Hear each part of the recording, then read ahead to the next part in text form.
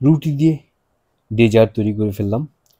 সস্তা 20 টাকা 25 টাকার রুটির প্যাকেট দিয়ে মজাদার একটি খাবার তৈরি করব এবং মিষ্টি জাতীয় একটি ডেজার্ট।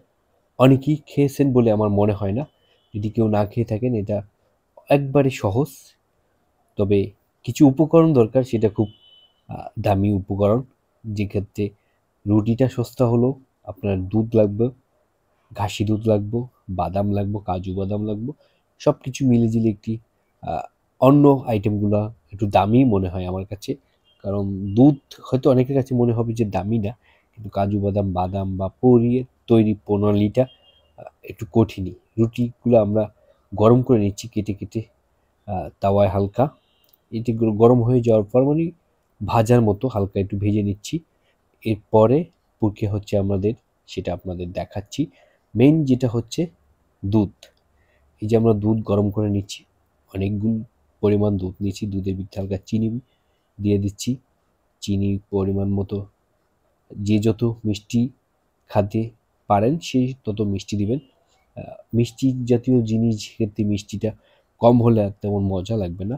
আমরা মিষ্টি দিয়ে দিচ্ছি এবং দুধ বলক আসার পরে এই প্রক্রিয়ার অন্যান্য যেগুলা সেগুলো আমরা দিয়ে দেব।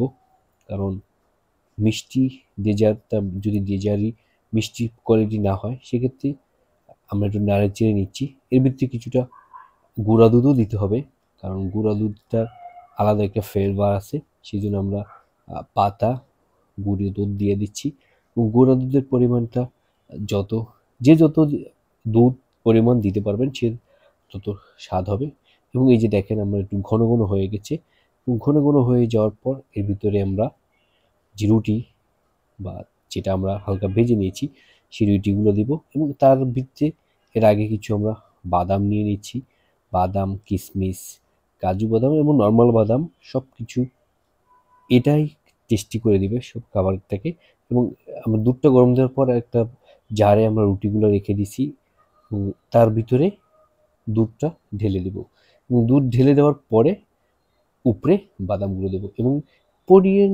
এটা প্রণালীটি কিন্তু একবারই সহজ এবং এটা খেতেও অনেক মজা ছিল। এবং আশা করি আপনারা সবাই ট্রাই করে দেখবেন। আমরা দেখেছি এবং খেয়েছি এবং আপনাদের মাঝে শেয়ার করলাম। এই যে একটা আমরা জারে পরে উপরে পরিমাণ মতো বাদাম, কিশমিশ এবং আদার্স সব কিছু দিয়েছি। এটা বাদাম কিশমিশ দেওয়ার পর আদার্স কিছু কাজ আছে, সেটাও আপনাদের বলে দিচ্ছি। উপরে ডেকোরেশন, সব খাবারের ডেকোরেশনটাই প্রাধান্য এবং ডেকোরেশনের উপর ডিপেন্ড করেই খাবারের স্বাদ মুখে লাগে। সেক্ষেত্রে আমরাও সেই ডেকোরেশনটাই করে নিচ্ছি। বাদাম এবং সব কিছু রেডি করার পর আমরা কিছুক্ষণের জন্য ফ্রিজে রেখে দেবো, কারণ এটা ঠান্ডা হওয়ার জন্য। কারণ গরম গরম খেতে ভালো লাগবে না ডেজার্ট। এই যে সব কিছু দুধটা টেনে গেছে এবং দেখতে কীরকম সুন্দর হচ্ছে।